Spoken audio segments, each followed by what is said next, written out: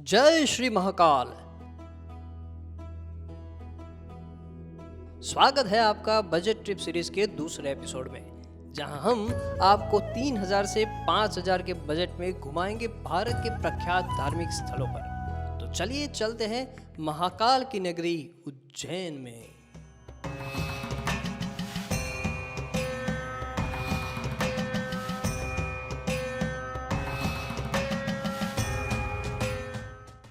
इस वीडियो में हम आपको अहमदाबाद से उज्जैन कैसे पहुंचे, कहां रुके, कब कहां दर्शन खुले रहते हैं, कौन से स्थल है, बजट कितना होगा, उसकी पूरी जानकारी देंगे। अहमदाबाद से आपको बहुत सारी ट्रेन मिल जाएंगी उज्जैन की यात्रा के लिए, जिसका किराया करीबन 300 रुपये है, जिसमें आप अहमदाबाद से निकल के करीबन 8 घंटे के सफ़र के बाद पहुंच जाएंगे उज्जैन जंक्शन। बोलो महाकाल महाराज की जय।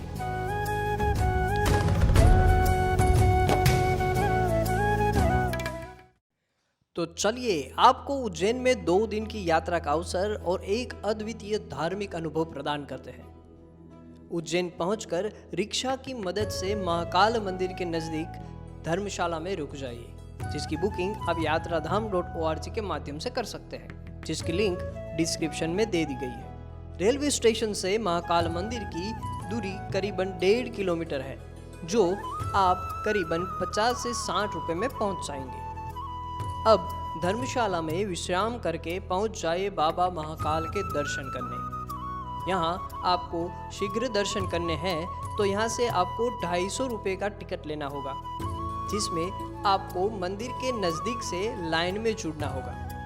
और अगर आप नॉर्मल दर्शन करना चाहते हैं तो आप महाकाल लोक वाले दर्शन जा सकते हैं। यहाँ भक्तों के लिए खूबसूरत महाकाल लोक बनाया गया है, जो शाम को रोशनी की वजह से बहुत ही चहक उठता है। तो हम यहाँ शाम को वापस आएंगे इन नज़ारों का लुत्फ उठाने। अगर आपको महाकाल के नज़दीक से दर्शन करने हैं या शिवलिंग पर जल चढ़ाना है तो उसका पास भी आपको अलग से लेना पड़ेगा, जिसका मूल्य 800 से 1000 रुपये तक का रहेगा। यहाँ दर्शन के लिए पुरुषों को धोती पहननी पड़ती है, जो आप घर से भी ला सकते हैं और मंदिर से भी आपको मिल जाएगी। एवं स्त्रियों को साड़ी पहननी होती है। और आपको पता ही होगा महाकाल की भस्म आरती के बारे में, तो ये होती है सुबह के 4 बजे, जिसके लिए लोग 12 बजे से ही लाइन में लग जाते हैं। आरती के दौरान स्त्रियों को घूंघट ओढ़ना रहता है। तो चलिए महाकाल के दर्शन करके आप मंदिर के प्रांगण में उपस्थित देवी देवताओं को दर्शन कर लीजिए।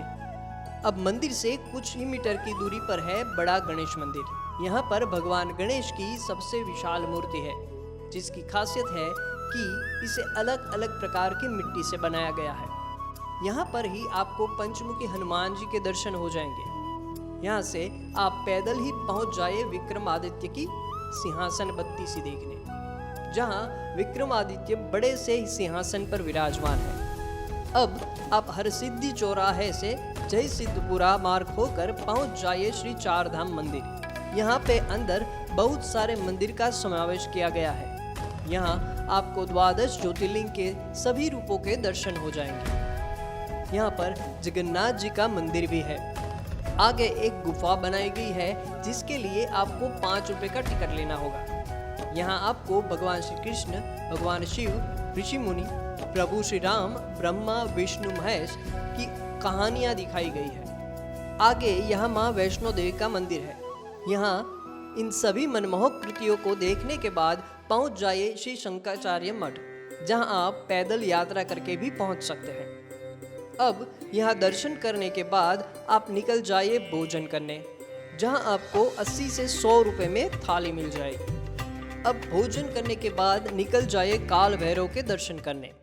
यहाँ से आपको करीबन 100 से 150 रुपये में शेयरिंग रिक्शा मिल जाएगी, जो आपको अपनी धर्मशाला तक वापस ले जाएंगे। यहाँ रास्ते में उज्जैन में स्थित 2 शक्तिपीठों में से एक का मंदिर है, जो गढ़कालिका माता मंदिर से प्रसिद्ध है, जहाँ माता सती का ऊपरी होठ गिरा था। यहाँ दर्शन के बाद पहुँच जाइए काल भैरव के दर्शन के लिए, जहाँ भैरव को मदिरा का चढ़ावा चढ़ाया जाता है। यही मदिरा प्रसाद में भी बांटी जाती है। महाकाल जो उज्जैन के राजा है, वैसे ही काल भैरव यहाँ के कोतवाल है। उनका वाहन काला स्वान है। यहाँ पर एक बड़ी दीपमाला है। यहाँ से नजदीक में आप जा सकते हैं महर्षि सांदीपनि आश्रम, जहाँ भगवान श्री कृष्ण ने भाई बलराम और मित्र सुदामा के साथ 64 विद्या और 14 कला की शिक्षा ली थी। यहाँ उनका गुरुकुल आज भी मौजूद है। यहाँ एक कुंड भी है जो गोमती कुंड के नाम से प्रचलित है। यहाँ महादेव मंदिर भी स्थित है। यहाँ दर्शन करने के बाद अब पहुंच जाइए मंगलनाथ मंदिर। ये नवग्रह में मंगल की जन्मस्थली है। यहाँ लोग मंगलवार के दिन मंगल दोष की पूजा के लिए आते हैं। आश्चर्य की बात यह है कि यहाँ भगवान शिव का वाहन नंदी नहीं बल्कि एक भेड़ है। तो चलिए अब वापिस रिक्शा के साथ निकल जाइए अपनी धर्मशाला की ओर। अब दोपहर में आराम कर लीजिए। शाम को करीबन 5 बजे निकल जाइए श्री 24 खंबा माता मंदिर, क्योंकि यह मंदिर 24 खंभों पर खड़ा है, इसलिए इस मंदिर का नाम 24 खंबा माता पड़ा। यह माता को नवरात्रि में अष्टमी के दिन मदिरा एवं विविध भोगों का चढ़ावा चढ़ाया जाता है। अब आप हरसिद्धि चौराया से होके जाइए श्री हरसिद्धि माता मंदिर। ये 51 शक्तिपीठों में से एक है। कहते हैं कि यह माता सती के दाहिने हाथ की कोहनी गिरी थी। यहाँ 2 बड़े दीप स्तंभ है, जिसमें शाम को आरती के वक्त 160 दिए जलाए जाते हैं। यहाँ दर्शन करने के बाद आप पहुँच जाइए राम घाट पर, जहाँ शाम के समय शिप्रा नदी की आरती होती है। यहाँ के दृश्यों में एक अलग ही शांति का अनुभव होता है। यहाँ आरती में शामिल होने के बाद अब वापिस से आप जाइए महाकाल लोक की ओर, जहाँ रात का दृश्य बहुत ही मनमोहक है। यहाँ आपको भगवान के सभी रूपों और उनके जीवन से जुड़ी बहुत सारी कहानियाँ मूर्ति रूप में देखने को मिलेगी। यहाँ बड़ी सी LED स्क्रीन पर महाकालेश्वर के दर्शन भी होंगे। यहाँ आप 150 रुपये में मंदिर की भस्म आरती को VR डिवाइस की माध्यम से देख सकते हैं। यहाँ आपको भारत माता मंदिर भी देखने को मिल जाएगा। तो चलिए अब थोड़ी देर यहाँ के नज़ारों का लुत्फ उठाने के बाद निकल जाए भोजन करने। भोजन करने के बाद लौट जाए अपनी धर्मशाला की ओर। दूसरे दिन सुबह का नाश्ता करके निकल जाए ओमकारेश्वर मंदिर के लिए, जो पवित्र नर्मदा नदी के किनारे स्थित है।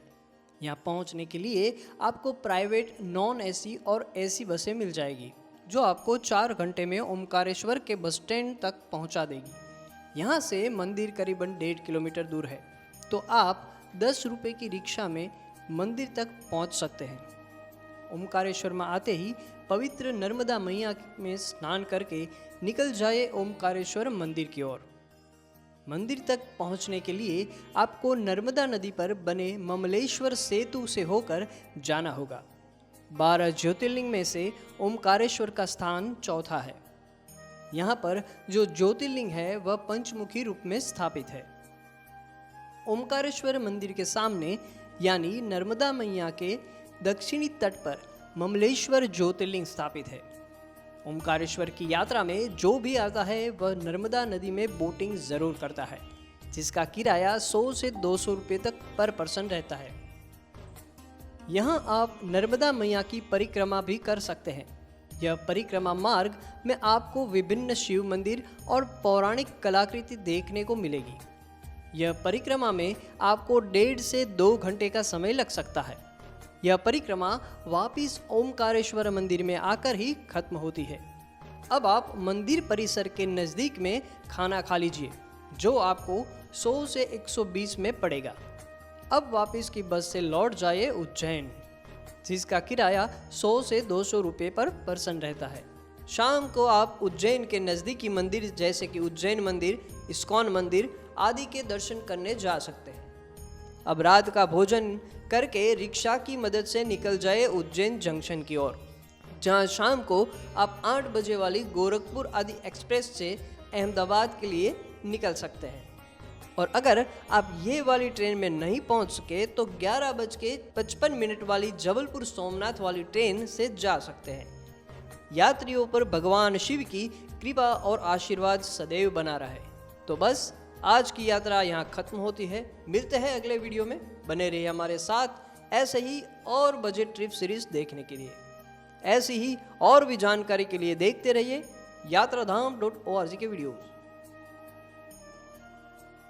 इस वीडियो को लाइक, शेयर और सब्सक्राइब करना ना भूलें ताकि ऐसे ही वीडियोस की नोटिफिकेशन आपको मिलती रहे। धन्यवाद।